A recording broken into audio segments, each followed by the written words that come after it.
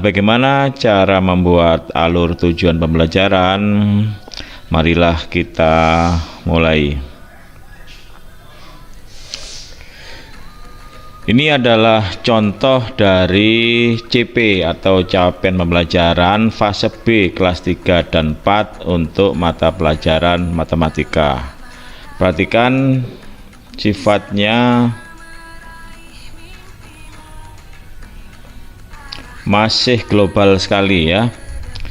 Ini adalah fase B mata pelajaran matematika kelas 3 4 elemen bilangan. Ini baru elemen bilangan. Kita tahu bahwa CP itu terdiri dari beberapa elemen ya. Kalau matematika itu ada elemen bilangan, ada elemen geometri, pengukuran, kemudian peluang, apalagi analisis data atau statistika. Nanti kalau bahasa Indonesia di sana ada menyimak, membaca, mendengar dan lain sebagainya. Nah, di dalam matematika ini contohnya adalah baru contoh elemen bilangan ya. Bentuk CP-nya atau redaksi CP-nya saya bacakan. Pada akhir fase B, peserta didik dapat mengeneralisasi pemahaman dan melakukan operasi hitung bilangan cacah sampai dengan 1 juta dan seterusnya.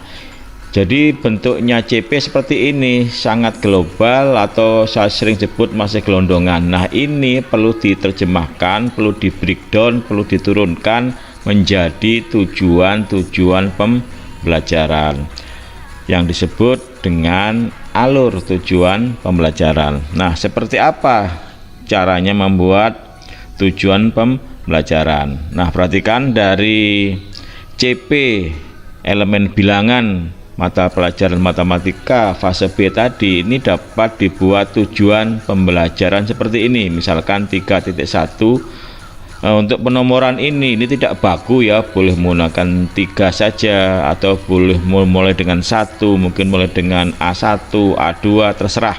Ini tidak baku dalam hal penomoran.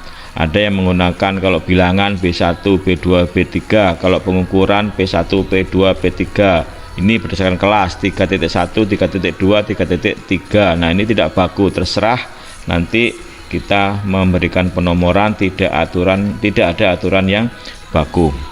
Nah, misalkan tujuannya adalah menyajikan bilangan dan menggeneralisasi pemahaman dan membandingkan urutan dan nilai tempat sampai 1999. Yang kedua, 3.2 memperkirakan dan membulatkan bilangan ke nilai tempat terdekat sampai 999.999. Ini adalah contoh tujuan-tujuan pembelajaran yang diturunkan dari capaian pembelajaran atau CP. Nah, kemudian setelah kita menentukan tujuan-tujuannya, kita buat alur seperti ini.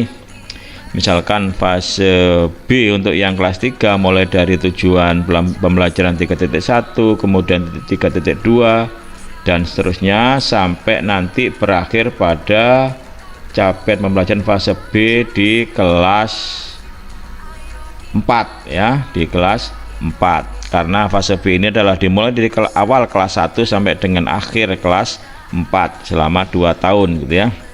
Nah, ini adalah contoh alur tujuan pembelajaran. Nanti apakah formatnya harus bagus seperti ini? Tidak. Membuat alur tidak harus seperti ini. Nanti beberapa contoh nanti saya tunjukkan bagaimana format alur yang dibuat oleh beberapa tim dari Kemendikbud dan formatnya memang tidak baku ya. Nah, nanti alur tujuan pembelajaran secara lengkap itu dapat di-download di s.id/ atau _ATP lengkap. Nanti setelah Bapak Ibu sobat pembelajaran mengetik alamat ini di browser, maka nanti contoh-contoh secara lengkap ATP mulai dari SD sampai dengan SMA SMK, kemudian untuk pendidikan khusus juga ada, lengkap per jenjang dan lengkap per mata pelajaran. Oke, saya berikan contoh seperti apa ATP yang sudah ada ya. Nah, perlu diketahui bahwa ATP ini adalah contoh ya. Namanya contoh, boleh dipakai, boleh juga tidak. Jadi sebenarnya ATP ini yang mengembangkan itu bukan pusat, bukan Kementerian Pendidikan, Kebudayaan, Riset dan Teknologi, tapi dibuat oleh guru sendiri. Namun ketika guru belum mampu membuat ATP, boleh menggunakan ATP yang ada. Nah, ATP yang ada ini juga boleh dimodifikasi, boleh diadaptasi gitu ya, atau boleh juga sekadar dibuat contoh, nanti guru membuat sendiri gitu. Oke, saya berikan contoh. Ini adalah ATP dari Bahasa Indonesia fase E kelas 10 ya. Ini seperti ini ya. Nah, ini capaian elemen ya. Elemen ini adalah membaca, memirsa kalau dalam Indonesia, kemudian tujuannya seperti apa. Kemudian perakiraan jumlah jam juga ada di sini 8 jam. Kemudian kata atau frasa kunci, ada struktur fisik, struktur batin, interpretasi dan lain sebagainya. Ini pun tidak baku formatnya ya. Nah, yang penting di dalam membuat CP itu tujuannya harus ada, kemudian jam alokasi JP juga sudah harus ada. Nanti ini ketika tujuan sudah jelas, kemudian jam pelajarannya atau alokasi waktu sudah jelas, maka nanti ketika kita membuat modul ajar atau semacam RPP itu bisa mudah, itu bisa mengarahkan. Setelah kita tujuannya sudah ada, perakiraan jumlah pelajaran sudah ada, maka nanti selanjutnya kita akan mudah membuat modul ajar atau RPP. Nah, ini adalah ATP mata pelajaran Bahasa Indonesia fase E atau kelas 10. Nah, ini saya berikan contoh juga ATP matematika fase F. Fase F itu adalah kelas 11 dan kelas 12 SMA.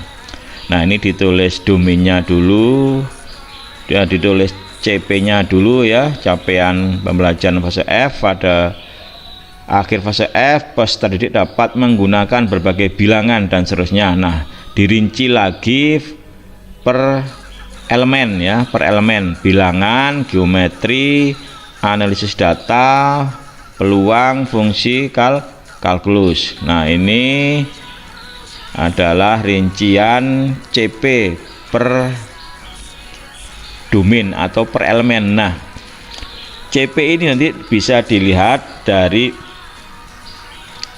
keputusan kepala BSKAP yang pernah sudah saya bahas di video-video saya terdahulu. Nah, ini adalah penurunan capaian domain menjadi tujuan pembelajaran per domain.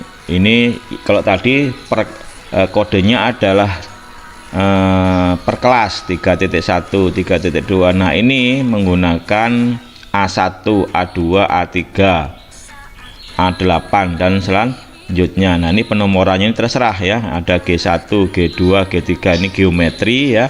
Geometri dia G ini adalah kode dari geometri, tadi A ini adalah kode dari bilangan ya. Nah, berikutnya ada lagi D ya. D1, D2 ini domainnya adalah analis data dan peluang ya. Di intinya di ATP ini guru-guru harus mampu menurunkan tujuan pembelajaran yang diturunkan dari capaian pembelajaran.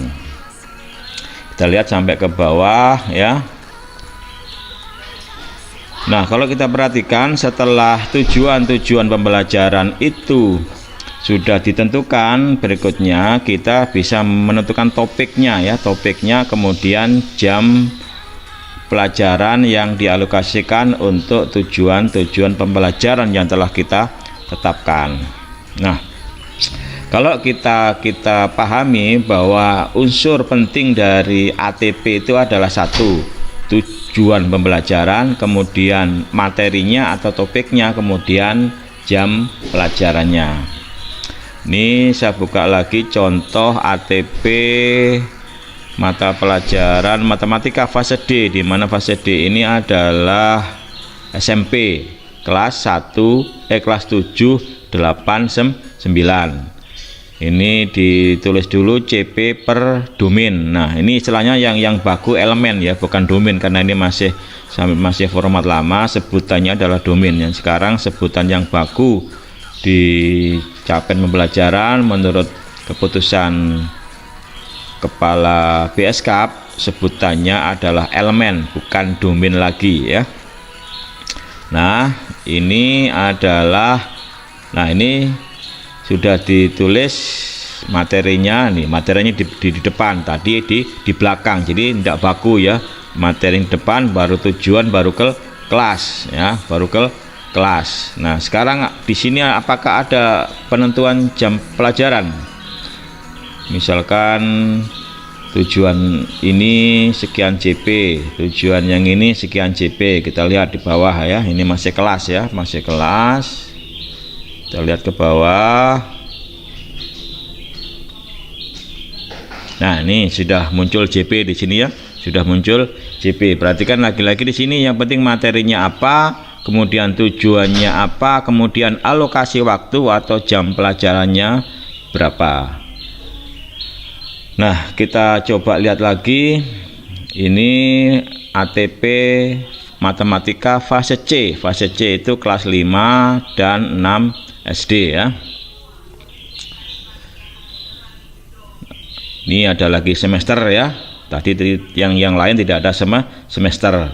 Jadi boleh dikatakan bahwa format dari membuat ATP ini tidak ada yang baku.